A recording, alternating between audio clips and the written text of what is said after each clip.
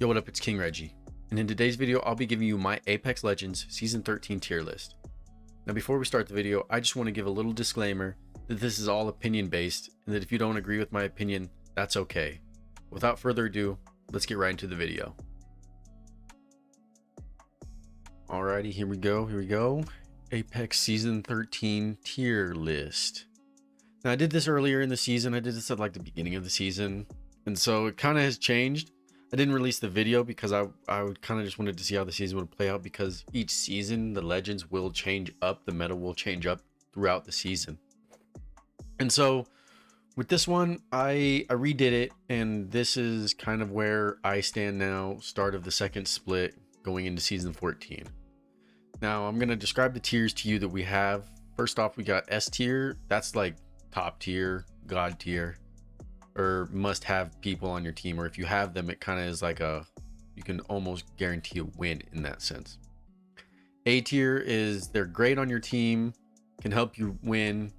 Not necessarily S tier, but A tier is almost just as good. Like, you would probably want like an S tier and an A tier legend on your squad. B tier, now these people can fill in for an S or an A tier type of a legend, I feel like, and can still help you win. I feel like though that they don't really bring so much to the table that it can really swing things in your favor. C tier is like they're kind of just okay. You know, if you have them on your squad, like, cool. If you don't have them on your squad, you're probably not missing them at all. And then D tier is you really just don't want them on your squad. I mean, you know, like a Lifeline or Wattson, they're not bad on your squad, but it's more like it's really hard to find someone that really knows how to play good with like a Wattson or a Revenant. I'd say Lifeline's pretty easy to learn, but it's also hard to find a Lifeline that, you know, is reviving you all the time. E and F tier, I don't think those really exist. You know, like E tier, that's just kind of just a whack tier, so we're not having that one. F tier, I think an F tier legend would be someone that is not playable. You know, I would think it's someone that is kind of broken in a sense, and I don't think any of the legends are broken. But honestly, if I had to put any legend in F tier, I think it would be Revenant. And that might not be fair, but I think that Revenant, you could put D or F tier. I'd say F tier because I feel like he just needs a total rework. So I'd say, yeah, I put Revenant in, but we won't put Revenant in F tier. We'll keep him in D tier. So we'll just go through it then. We'll go through all the legends. So then we'll start with Revenant, since we already talked about him going to F tier. With Revenant, I feel like his kit's just not attractive enough. You know, the silencing, I just don't think it really helps out so much. Like, it's really good initiating a fight, but I don't think that it's so good that I'm like, wow, I really want a Revenant on my team. His passive is pretty cool because you can climb faster and you're like silent. Like, getting creeped on by a Revenant is terrifying, and his ultimate is great too. But now that they added the huge sound to it, it kind of just defeats the whole purpose of what the ultimate was doing, especially when it was going crazy when we had the Revtane going. Lifeline, she got her buff. Her heal drone has infinite health. It lasts longer. Her care package is totally different now. But I feel like why she dropped so far though is because she was A and B tier, because she had a revive shield. And I mean, they took it away, yeah, because it was kind of overpowered, but I don't see why they can't bring it back and maybe make it different. Like, maybe actually like how Newcastle has. Well, he has a health on his shield, or his health is determined by the knockdown shield that he has. Like, I think something like that would really elevate her up to B tier or A tier. Her ceiling is about A or B tier. I don't think you want a Lifeline in S tier, because even A tier, you don't really want her in A tier, because I feel like then that's kind of just going to take over the meta very drastically. Wattson, now she's D tier. They try to do stuff, but her fences are still wonky. Her kit just doesn't feel like totally natural. Now, I know that there's some Wattson mains out here, and I know that you guys love her, but I just don't find anything attractive about her kit. Like, her pylon is pretty cool. I like that because it can stop some defenses. And I mean, the higher ranks you go up, the more and more she can climb up here. But I feel like even then, she's probably only about A, maybe B tier. Like, she's kind of a fringe pick. I don't know what they would need to do to rework her, but I feel like her ceiling at best would probably have to be B tier. Then we get into my boy Mirage as C tier. We're starting C tier. My boy Mirage C tier. he's so fun to play. He's fun to play as, especially like some of the clips you can get and some of the gameplay you can get. You can just outplay people with him just due to his decoys and his ultimate. But he's C tier because he doesn't help anyone else. He really only just like helps himself. Like his revives come in clutch, yes, but also that's about all he brings as far as like team. Crypto brings a little bit more to the team, and so does like Loba as compared to Mirage. I feel like C tier is probably best where you're gonna get him. Maybe B tier, Crypto. Now Crypto, his abilities are good. Like he's no doubt very underrated or undervalued. Like he can be super good. His ceiling is super high. His ceiling is definitely an S tier legend. But it's the fact that you have to be in his drone to be the most effective. That is probably what is the biggest drawback, is because then you effectively take yourself out of the fight, and if you're not well coordinated, then you got two teammates versus three and the fight's going on. You have to try and get information or drop your EMP, and it kind of just hurts things. But also, though, not having the maneuverability with his drone, since you just throw it out and it just goes in a straight line, his drone is more easily destroyed, and that in turn kind of just defeats the purpose of his drone in the first place. Loba. Now Loba, I think, yeah, she's definitely a C tier with her bracelet being all wonky. C tier. I know they fixed it. Whenever you're gonna hear this, they already fixed it. But you know, her bracelet is all right. The little leg that you get after you teleport kind of can screw you over in some points, but other than that, her whole kit is all right. I think her passive is very weak. Like I don't really care to see purple or gold things.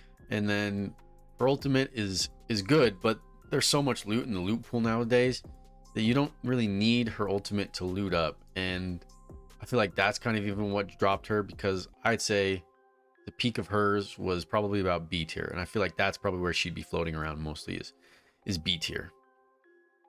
We'll move on to B tier actually. Rampart, definitely B tier. Her buff really helped her out, and you've seen her in higher ranks, especially like someone like Ace who has been using her. And I know the gaming merchant, he uses her, he mains her. And I've definitely seen a lot more Ramparts out and about in games. And I think that's good for her. I'm glad that she has moved up from like a D tier legend to a B tier legend, especially with her Sheila. Like the Sheila, just, you don't ever want to be caught out with that thing. Nope. Bangalore. Now, Bangalore's always been a consistent B tier in my opinion. She's always been just a legend that has been just consistent. She hasn't got nerfed a bunch. She hasn't got buffed a bunch. She just remained consistent. I would like to see a buff to her though. Like, especially now that we got all these different wall hacks and stuff, her smokes seem less valuable. So I think that there maybe should be a buff onto where she can not be seen through her smokes. Her smokes kind of give her like a camouflage or something like that. Because you got wall hack legends, and then you got digi threats, or smokes can kind of be just defeated pretty easily. But her passive is great. Her defensive bombardment is great. All around, just a good, solid legend. And if you just start the game, very easy legend to pick up. Next, Pathfinder. Now, Pathfinder, you know, he's been through it, especially with his hitbox being so big as it is. Like, you just take tons of damage. Anytime I'm Pathfinder, I feel like I get into a fight and I just get rinsed immediately, just totally obliterated. And that might put me out of the fight. And so I don't know, maybe his hitbox needs to be a little bit smaller. It used to be, and then he used to dominate. But he used to be an A tier legend, and I think he could still get up there. I feel like maybe they need to change something about his passive and maybe make his ultimate just a little bit more viable. Like, I like the concept of the zip lines, but there's so many different movement legends around, and his zipline doesn't make you feel like he's like a movement legend.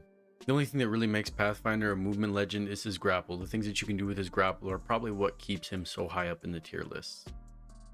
Fuse up next, B tier. I think that's good for Fuse. You don't want to see a grenade character be an A or S tier. He would just be spamming grenades. You're never going to get out because he's such an oppressive legend. The amount of grenades that he can hold passively, he can hold two grenade slots. So if he's holding a frag grenade, he can hold two of them. If he's holding an arc star, he can hold two of them. So effectively, if he has 2 slots of his backpack up for grenades in his inventory, like that's 4 grenades that he can just chuck at you. And that can be really annoying, especially when you combine his knuckle clusters. And he's just a very oppressive legend to deal with. I'd say him and Caustic probably the most annoying legends to deal with. Next up is his partner in crime. I'd say Mad Maggie. And I'd say between him and her, you know, you're kind of getting the same experience. You're getting that very annoying type of presence from them as their kits go. With Mad Maggie, it's the riot drill. That thing can just shred you and flushes you out of areas. And then her running with a shotgun can just cause more chaos really to the fight. And that's what they kind of thrive on. They like to muck the fights up and cause a little bit more chaos. I think her ultimate probably needs to be somewhat different. I don't know what I would change about it, but I just don't think her ultimate is probably one of the strongest ones. I think it could be a lot better. Next up, we'll go Newcastle. Now, Newcastle, I have him on B, but I think he's a fringe A, but I feel like he's just a solid B. Like, if I were to rank all of these, I think he'd probably be at the top of B tier. I think that his passive is good, being able to revive with the shield. His tactical is all right, and his ultimate's pretty good. You know, and I think getting the revives off, like him and Lifeline, they kind of just get a free revive in the squad. I think that's really good. But I don't value revives over a lot of things. I think that especially, you know, when you get into higher ranks, yeah, revives become a little bit more valued in trying to get them off. I feel like if you're playing even in ranked or in pubs, it's really hard to pull some revives off. And I feel like even if you do pull a revive off, if you don't have a gold bag, you're kind of just screwed. And I like him as a legend, and I have to say solid B tier legend. Now we're getting into the A tier. A tier, I got Ashe. I really like Ashe. She's been my main this season. I really just like her kit. It's not really complicated. You know, you just got the little snare and you got her ultimate. And I think that those two together are very strong, along with her passive of being able to scan the death boxes and being able to see where people die on the map. I feel like she's kind of a recon legend, but not really a recon legend. I think that's pretty good.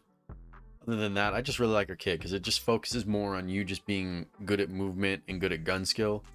And I feel like for me, it kind of has helped me more rely on gun skill and movement. Whereas, like, you know, if I'm Wraith or Octane, you know, or Horizon, I get the stim, I get the portal, I get the gravity lift, or I even get into the void. You know, I get those things that I can move out of the fight. With Ashe, I'm locked into the fight. If I'm in a fight, I got to be locked into it.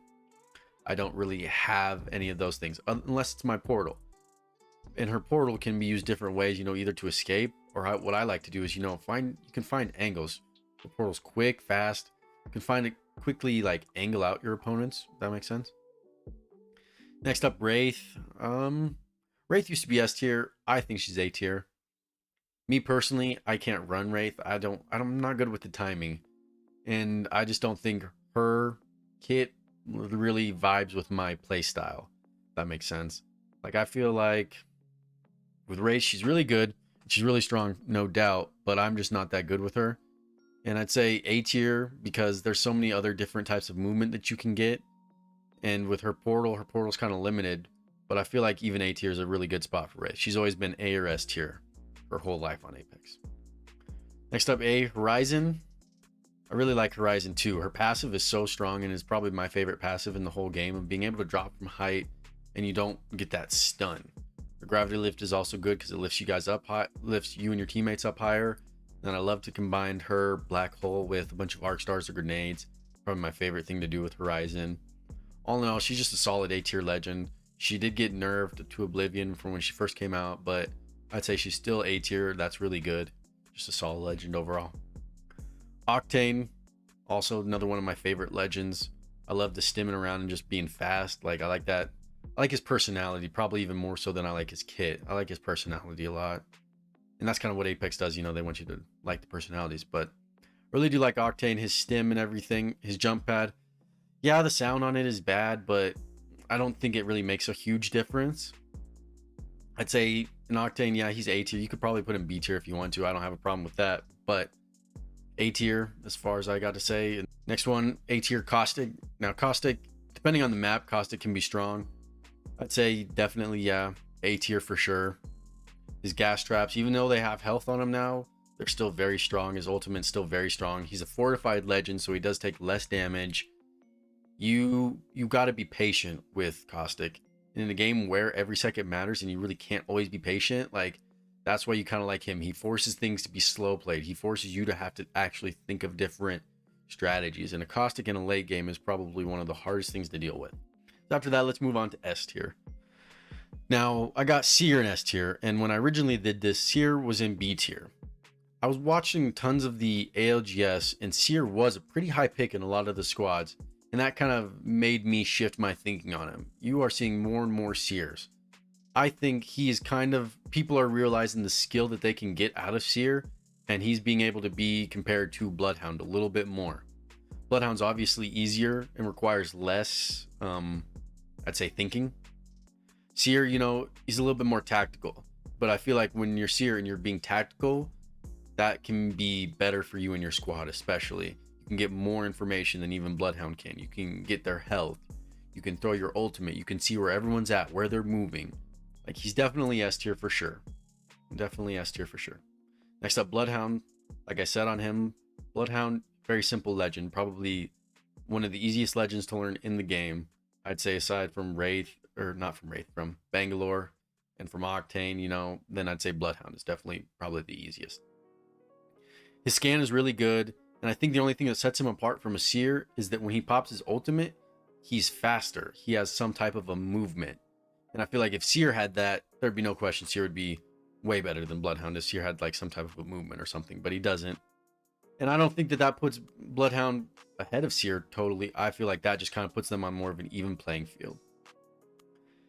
Next up on S tier is Valkyrie. Now, I feel like out of all the recon legends, Valkyrie is easily the best.